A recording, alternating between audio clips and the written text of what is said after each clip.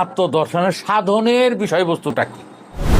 আত্মদর্শনের সাধনের বিষয়বস্তু উপাসনার বিষয় হলো সৃষ্টিকর্তা আর পালনকর্তা। আর এইটা শুধু আদা মানুষ, শুধু পুরুষ মানুষের দ্বারা হবে না, শুধু নারী মানুষের দ্বারা হবে না। শুধু পুরুষ আদা মানুষ, শুধু নারী আদা মানুষ, অর্ধাঙ্গ পুরুষ আর অর্ধাঙ্গী নারী।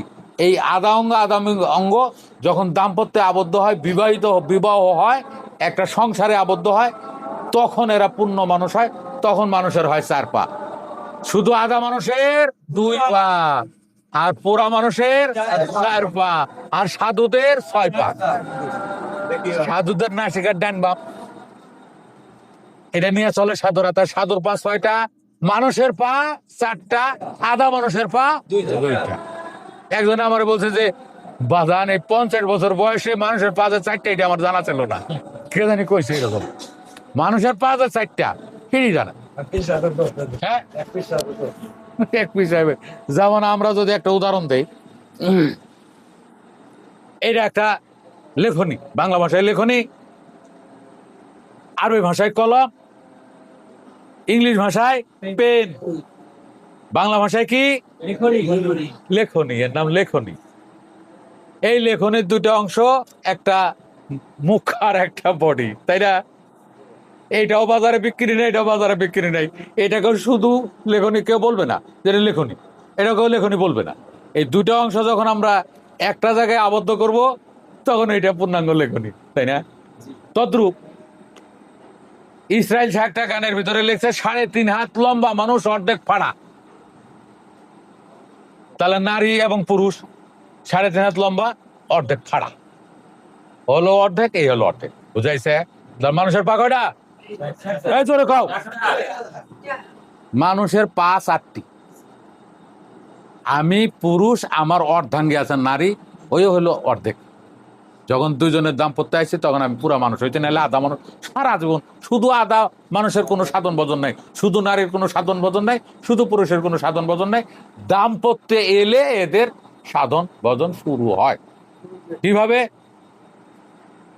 আমি পুরুষ মানুষ, আমার কাছে শুক্র আছে, আমি তোমারে দান করব। তোমার কাছে সুধা আছে, তুমি আমারে দান করবে। এটা হলো ব্যবসা। এই জন্য কোরআন মাজিদে বলা আছে আহাল্লাহুল বাইয়া ওয়া হারামার রিবা। ব্যবসাকে বৈধ করা হয়েছে এবং সুদকে অবৈধ করা হয়েছে। এই ব্যবসা হলো তোমার কাছে যে সম্পদ আছে আমি পাবো, আমার কাছে যে সম্পদ আছে তুমি পাবে। এইটা হলো স্বামী স্ত্রীর ভিতরে ব্যবসা। এর ভিতরে 2 জনের ভিতরে যদি তৃতীয় আরেকজন আসে সন্তান রূপে, আমরা জন্ম নিই, এইটা হয়েছে উদ্বৃত্ত সুদ। হয় প্রশ্ন করছে সুদ খাওয়া যাবে কিনা। এই যে তোর নাম জানি কি, এই কাবিল কইতেছে বাগান সুদ খাওয়া যাবে কিনা। তাহলে সুদ হলো সন্তান,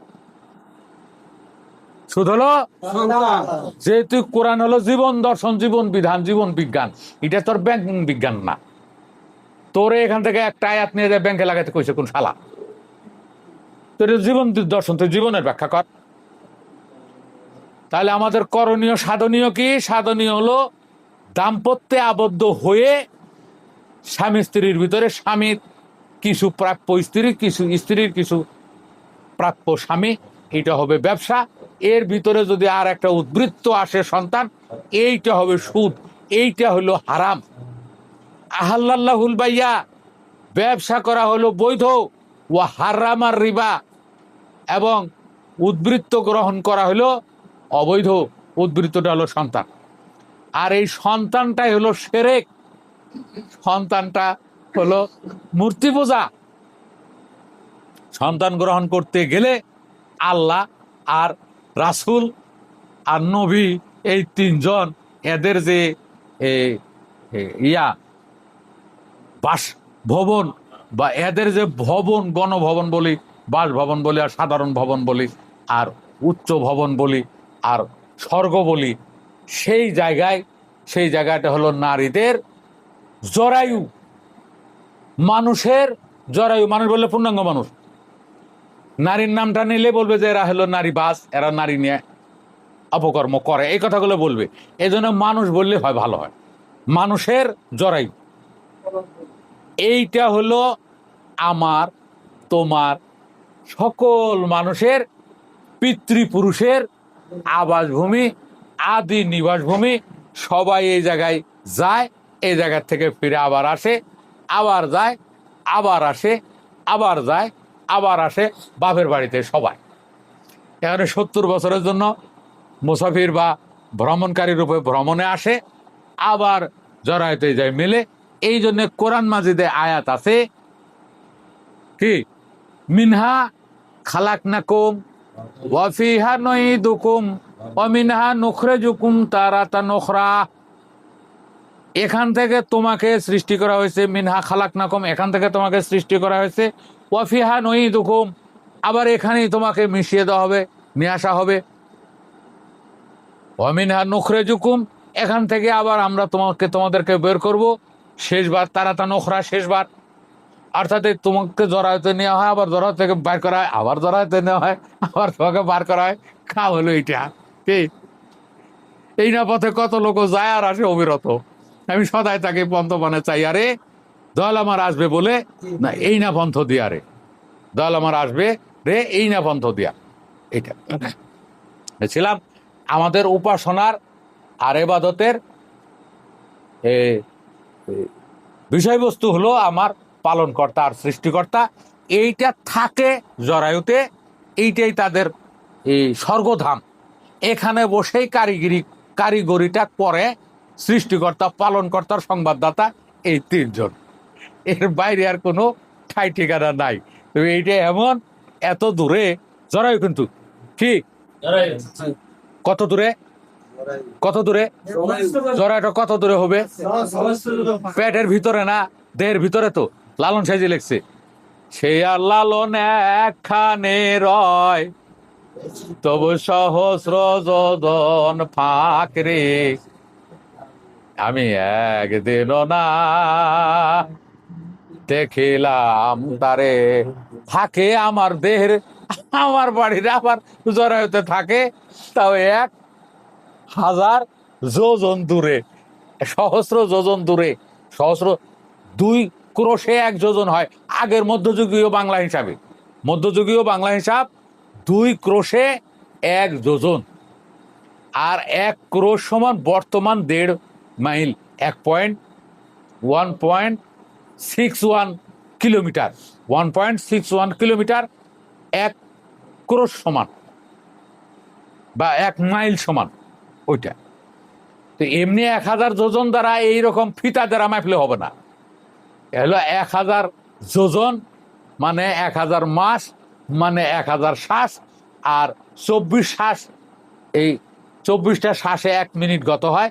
আমাদের এই ঘড়িতে ভাঙালে হয় 42 মিনিট। কত হইল? 42 মিনিট। সে আর লালন একখানে রয়, তবু 42 মিনিট সময় লাগে রে সেইখানে যেতে রে, তাই তো? দেখছ, সে আল্লাহ এক জায়গায় আছে, আমার বাড়িতে আছে, কিন্তু 42 মিনিটের কাছে আর কাছে 42 মিনিটের কম সময়ের কাছে যাওয়া যাবে না। এই হলো উপাসনার বিষয়বস্তু। তাহলে নিজকে নিজে চেনার 3টা পর্ব আমি আলোচনা করছি। আগে যে মানুষের বিদ্যমান বিষয়বস্তু 4টা মূলকে ভাগ করলাম, দেহ, আত্মা, মন, জ্ঞান।